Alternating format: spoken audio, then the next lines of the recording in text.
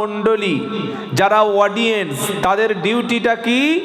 এক নম্বর হচ্ছে deeply attention, গভীর মনোযোগ দিয়ে শুনতে হবে। আর দু নম্বর কি? ফাসতামিউ লাহু ওয়া আনসিতু, পিন ড্রপ সাইলেন্স, কোনো দিকে কথা বললে হবে না, কোনো শব্দ করলে হবে না। আল্লাহ পাক বলছেন যখন কোরআন পড়বে কেউ, যদি তোমরা চুপচাপ শোনো, স্থির থাকো, লাআল্লাকুম তুরহামুন, আশা করা যায় আমার রহমতটা তোমাদের উপর নাজিল হবে। সুবহানাল্লাহ বিহামদিহি সুবহানাল্লাহিল আযীম। কোরআন পড়ছে আর আপনি বিড়ি টানছেন। আপনাদের এখানে মানুষের বাড়িতে বাড়িতে কোরআন পড়া হয়? হ্যাঁ বা না একটু রেসপন্স করুন। হাফেজ সাহেবরা, ইমাম সাহেবরা, মৌলবী সাহেবরা, আলেমেরা, বক্তারা, মায়েরা, বোনেরা কোরআন পড়ে না? পড়ে না? পড়ে। কেউ 500 টাকা, কেউ 1000 টাকা, কেউ 700 টাকা দিয়ে বাপের জন্য মায়ের জন্য এক খতম কোরআন, জোরে বলেন, পড়ায় তো? পড়ায়। ভালো ভালো আলেমেরা এখানে আছে, যোগ্য যোগ্য আলেমেরা, তারা জবাব দেবে। আচ্ছা বলুন, যে লোকটা সারা জীবন কোনোদিন ভালো কিছু খেলো না, মরণের পরে তার মাথার কাছে আপেল, বেদানা, লেবু, নাশপাতি, ভিটামিন কিছু ওষুধ মাথার কাছে প্লেটে দিলে সে মালের উপকারে আসবে? হ্যাঁ বা না একটু বলুন। চুপচাপ, কোনো কথা বলে না। আসবে কি? তো 60 বছর, 70 বছর, 80 বছর, 90 বছর যে বেঁচে ছিল, মসজিদে কোরআন শোনাচ্ছে, শোনেনি, কোরআনের মজলিসে বসেনি, বাড়িতে কোরআন ছিল খুলে দেখেনি, কোরআনের আলোচনার ধারে কাছে আসেনি, জীবনে বাড়িতে কোরআনের তেলাওয়াতের কোনো মজলিস কায়েম করেনি, সেই লোকের মাথার কাছে মরণের পরে বসে পাকা 3 ঘন্টা 6 খতম কোরআন পড়া হলো, কাজে লাগবে? ওটা ভাববেন বাড়িতে গিয়ে, এখন হয়তো মাথায় ঢুকবে না। কোরআন হলো জীবিত লোকের কিতাব, আর আমরা বানিয়েছি মরে গেলে মরা লোকের পড়ে জান্নাতে পাঠিয়ে দেওয়ার কিতাব। কি দারুণ কাজ, বুঝতে পারছেন? চলুন একটা একটা করে বলি। তাহলে কোরআন তেলাওয়াত হলে সেখানে আমাদের চুপ থাকতে হবে। আল্লাহর নবী যখন কোরআন পড়তেন, মক্কার ইসলামের দুশমনেরা কি করত? হাততালি দিত, শীষ দিত, ঠাট্টা করত, বিদ্রুপ করত, ফানি করত, কোরআনের আওয়াজকে নিয়ে তারা রোস্ট করত, তারা এটাকে ব্যঙ্গ করত। আল্লাহ পাক বললেন, নবী, ওরা ডিস্টার্ব করে, আওয়াজ করে, ওরা আপনার ব্যাঘাত ঘটায়, কিন্তু আপনাকে ব্যাঘাত ঘটালে কি হবে? ঈমানদার মুমিন যারা তারা শোনে, আর ইসলামের দুশমনী যারা করতে এসছে মক্কায়, তারা কোরআনের ডিস্টার্ব করে। এটা কোথায় লেখা আছে? وَقَالَ الَّذِينَ كَفَرُوا لَا تَسْمَعُوا لِهَذَا الْقُرْآنِ وَالْغَوْا فِيهِ لَعَلَّكُمْ تَغْلِبُونَ। সূরা হামিম সাজদা 24 নম্বর পারা, 18 নম্বর পৃষ্ঠা, 13 নম্বর লাইনে 26 নম্বর আয়াত। আল্লাহ বলছেন, ওয়াকালাল্লাযীনা কাফারু লা তাসমাউ লিহাদাল কুরআন। যখন কোরআন তেলাওয়াত হয় তখন মক্কার কুরাইশরা, মক্কার বেদিনরা বলতো, লা তাসমাউ লিহাদাল কুরআন, তোমরা এই কোরআন শুনবে না, তোমরা এই কোরআন শুনবে না। শুধু শুনবে না বলে চলে গেলে হতো, আরো কি বলতো? ওয়ালগাউ ফীহি লাআল্লাকুম তাগলিবুন। শুধু শুনবে না বললে ঝামেলা চুকে যেত। তারা একটা মানে ওই বিপ্লব সৃষ্টি করতো। তারা বলতো, বাধা দাও, ডিস্টার্ব করো, প্রবলেম তৈরি করো, এমন আওয়াজ করো, হাততালি দাও, শীষ দাও, বাঁশি বাজাও, যারা কোরআন শুনছে ওরা যেন শুনতেই না পারে। যদি তোমরা কোরআন শোনা থেকে মানুষদেরকে দূরে সরিয়ে রাখতে পারো, লাআল্লাকুম তাগলিবুন, তাহলে তোমরা সফল হবে। মুহাম্মদ সাল্লাল্লাহু আলাইহি ওয়াসাল্লাম তিনি আপনি বিফলে যাবে, কোরআনের আওয়াজটা থেমে যাবে, আর ইসলামের শক্তিটা কমে গিয়ে মক্কার কুফফারে কুরাইশদের শক্তিটা বেড়ে যাবে। আল্লাহ পাক বলছে, হাবিব আমি এই কোরআনের আওয়াজকে বুলন্দ করে কোরআনের আওয়াজকে আমি কবুল করব এবং কোরআনের আওয়াজ কিয়ামত পর্যন্ত জারি থাকবে। বলুন সুবহানাল্লাহ। কোথায় আছে? ইন্না নাহনু নাযালনা যিকরা ওয়া ইন্না লাহু লাহাফিজুন। 14 নম্বর পারা, প্রথম নম্বর পৃষ্ঠা, 6 নম্বর লাইনের 9 নম্বর আয়াত, সূরা আল হিজর। আল্লাহ বলছেন, নিশ্চয়ই কোরআন নাজিল করেছি আমি আল্লাহ, কোরআন পাঠিয়েছি আমি আল্লাহ, আর এটাকে হেফাজতের দায়িত্ব স্বয়ং আমি আল্লাহ নিয়ে নিয়েছি। সুবহানাল্লাহ এখন বলার দরকার নেই, শীত কেটে গেলে সেই একদম মার্চ এপ্রিল মাসে গরম পড়বেন, সেই সময় সুবহানাল্লাহ বলবেন। এখন সুবহানাল্লাহ বলার দরকার নেই, চুপচাপ বসে শুনুন। এত বড় একটা কথা শুনলেন, মুখ থেকে সুবহানাল্লাহ বার হলো না। আল্লাহু আকবার। আমাদের অবস্থা কোথায়? কোথায় সুবহানাল্লাহ, কোথায় ইন্না লিল্লাহ, কোথায় আলহামদুলিল্লাহ, কোথায় আল্লাহু আকবার, কোথায় নাউজুবিল্লাহ, আর কোথায় মাশাআল্লাহ বলতে হয়, এই জ্ঞানটুকু এখনো মুসলমানের ছেলের হয়নি। শাশুড়ি মারা গেছে, শাশুড়ি শুনে কি বলছে, কি বলতে হবে? শুনে কি বলতে হবে? কথা বলবে চুপচাপ। কাদের কাছে বলতে হবে? গোরস্থান না কবরস্থান না হিন্দুস্তান না আফগানিস্তান, বোঝাই যাচ্ছে না। আপনারা জ্যান্ত মানুষ না মরা মানুষ? জ্যান্ত, জ্যান্ত তাও মুখে আওয়াজ নাই। কোন মানুষ মারা গেলে শুনলে কি বলতে হয়? ইন্না লিল্লাহি ওয়া ইন্না ইলাইহি রাজিউন। ক্ষতি হলে, নষ্ট হলে, পচে গেলে, বিপদ হলে, কোনো রকম কিছু আপনার জীবন থেকে লস হয়ে গেলে, হারিয়ে গেলে, নোকসান হয়ে গেলে, নষ্ট হয়ে গেলে, কোনো বাধার সম্মুখীন হলে সঙ্গে সঙ্গে মুখ থেকে কি বার হবে? ইন্না লিল্লাহি ওয়া ইন্না ইলাইহি, জোরে বলেন, রাজিউন। যে মুসলমানের মাটি দেওয়ার সময় হাতে মাটি নিয়ে দাঁড়িয়ে আছে, বলছে ইমাম সাহেব বললে কি, বললে কবরে তো মাটি দেব, তার দোয়াটা বলে দাও। কবরে মাটি দেবো, কি করো? দোয়াটা বলে দাও। ইমাম সাহেব দাঁড়িয়ে আছে, এরা হাতে মাটি নিয়ে বসে আছে, দাঁড়িয়ে আছে, বলছে হুজুর দোয়াটা বলে দাও। কি দোয়া বলবো? ইমাম সাহেব বলছে দোয়া জানো না? বললে না। তো বলছে মাটি খেয়ে নাও। দোয়া শেখনি, মাটি খেয়ে নাও। কি করে দোয়া শিখবে? ও তো দোয়ার মজলিসে বসলে তবে শিখবে। বাজারে 4টে মেয়ে ঘুরছে আর পিছনে 14টা বেটা ছেলে শুধু খালি ফোন নাম্বারের জন্য পাগলা হয়ে ঘুরছে। কখন নাম্বার পাবো আর মালটা পটাবো আর বাড়ি চলে যাব। ও দোয়া বলবে? ও মুখ দিয়ে দোয়া বলবে? ওর মুখ থেকে সালাম বার হবে? বাবাজিরা, আল্লাহ ভাইরা, 2-4টে কথা শুনুন, দুটো একটা টক লাগবে, ঝাল লাগবে, তবে ভালো লাগবে। আপনারা ওই মাঝে মাঝেই আলু কাবলি খেয়েছেন? হ্যাঁ না বলে না, খেয়েছেন তো? আলু কাবলি কি থাকে?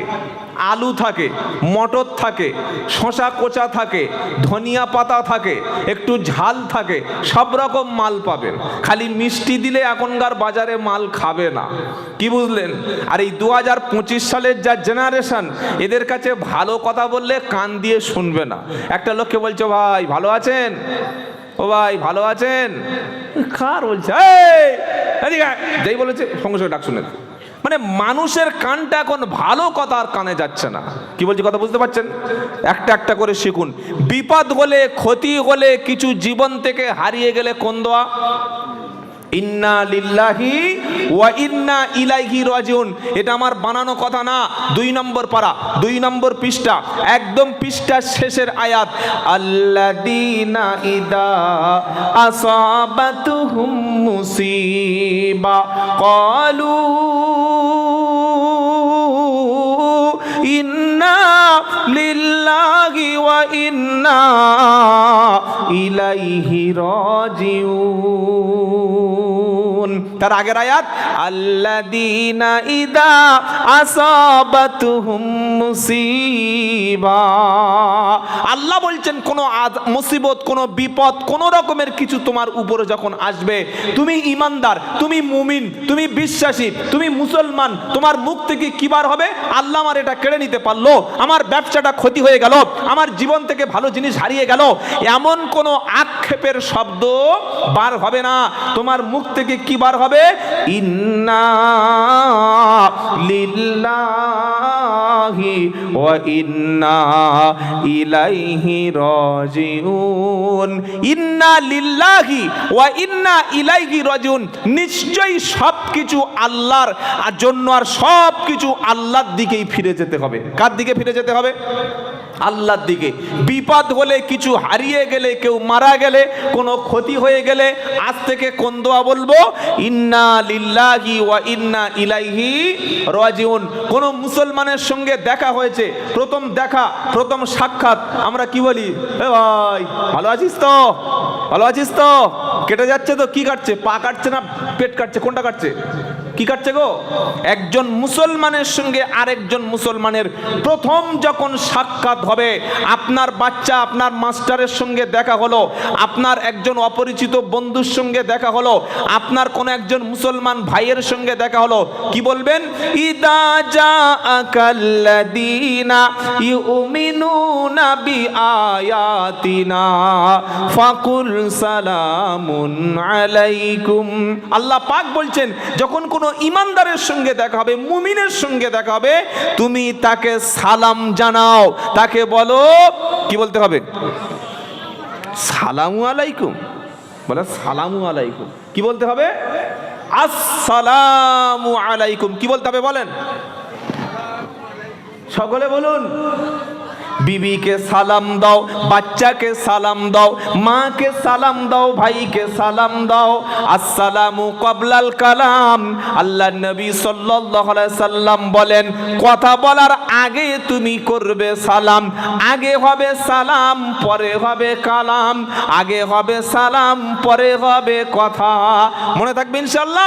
আজ থেকে বাড়িতে গিয়ে আমল শুরু করুন। বাড়িতে ঢোকার আগে, যে কোনো রুমে প্রবেশের আগে আপনার কি করতে হবে? আল্লাহ বলছেন, ইয়া আইয়ুহাল্লাযীনা আমানু লা তাদখুলু বুয়ুতান গায়রা বুয়ুতিকুম হাত্তা তাস্তানিসু ওয়া তুসাল্লিমু আলা আহলিহা। সূরা নূর 18 নম্বর পারা 12 নম্বর পৃষ্ঠায় 1 নম্বর লাইনে 27 নম্বর আয়াত। আল্লাহ বলছেন, ও বিশ্বাসী ঈমানওয়ালা যারা ঈমান এনেছো, কলেমা যারা পড়েছো, লা তাদখুলু বুয়ুতান গায়রা বুয়ুতিকুম, তোমরা তোমাদের ঘর ছাড়া অন্য কোনো ঘরে প্রবেশ করো না। আর যদি প্রবেশ করতে হয়, ঢুকতে হয়, আগে তুমি সালাম দেবে, পরে তুমি অনুমতি চাইবে। রুমের বাইরে দাঁড়িয়ে প্রথমে সালাম, তারপরে অনুমতি। যদি সালামের কোনো জবাব না আসে, অনুমতি যদি না আসে, ওই কোনো অন্য রুমে প্রবেশ করো না। সকলে নিয়ত করি, আজ থেকে বিবিকে, বাচ্চাকে, বন্ধুকে, যে কোনো অপরিচিত মুসলিম ব্যক্তির সঙ্গে দেখা হলে বলবো আসসালামু আলাইকুম। কি বলবো? জোরে বলেন, আসসালামু আলাইকুম। আমরা যে পরিবেশে মানুষ হচ্ছি বা মিলেমিশে থাকছি, আমাদের অনেক হিন্দু ভাই বন্ধুরা আছে না নাই? কথা বলে না, আছে না? তো হিন্দু ভাই আপনার মুখে দাঁড়িয়ে আছে, দেখে বলে সাইফুল্লাহ আসসালামু আলাইকুম। অনেক হিন্দুরা সালাম দেয়। আমরা যখন একই সঙ্গে সব ক্লাসে পড়তাম, হাই স্কুলে বা ছোটোবেলা স্কুলে, তারা এখন দেখা হলে আরে ভাই আসসালামু আলাইকুম, হিন্দু ভাইরা বলে। আপনি কি বলবেন? কি বলবেন বলুন? এই আমার সালাম দিলি কেন? এই তুই হিন্দু, আমার সালাম দিলি কেন? এরকম বলা যাবে? জোরে বলেন। কি বলবেন? হাদাকাল্লাহ। কি বলবেন? হাদাকাল্লাহ বলেন। কি বলবেন? ও রেসপন্স হবে না। আল্লাহ তোমাকে হেদায়েত করুক, আল্লাহ তোমাকে সঠিক পথ দেখাক, আল্লাহ তোমাকে সঠিকটা চিনিয়ে দিক, সঠিক রাস্তায় রাখুক, তার জন্য দোয়া করবেন। বলুন সুবহানাল্লাহ। কথা মনে থাকবে ইনশাআল্লাহ। এবার কেউ আপনাকে সালাম দিল, আসসালামু আলাইকুম বলল, আপনি দেখলেন লোকটা গরিব, লোকটার স্ট্যাটাস নেই, আপনি পয়সাওয়ালা, আপনি ভিআইপি, আপনি ট্রিপল হাজি, আপনি একজন ফেমাস ম্যান, আপনি একজন খুব সুপার কোয়ালিটির মানুষ, আপনার টাকা পয়সা সব দিকে স্ট্যাটাসের অভাব নাই, তো একজন গরিব মানুষ সালাম দিচ্ছে, আপনি তখন কি জবাব দিচ্ছেন? ইসলাম, মানে কোনো ইচ্ছাই নেই সালাম দেওয়ার। ইসলাম কি বলছে? ওয়া ইদা হুইয়্যিতুম বিতাহিয়্যাতিন ফাহাইয়্যু বিআহসানা মিনহা আও রুদ্দুহা। সূরা নিসা 5 নম্বর পারা 10 নম্বর পৃষ্ঠা 10 নম্বর লাইনে 86 নম্বর আয়াত।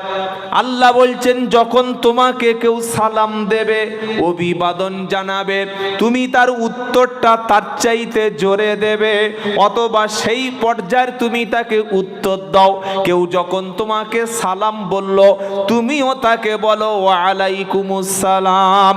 এবার বলুন, আসসালামু আলাইকুম মানে কি? বলেন, আসসালামু আলাইকুম মানে কি জানেন?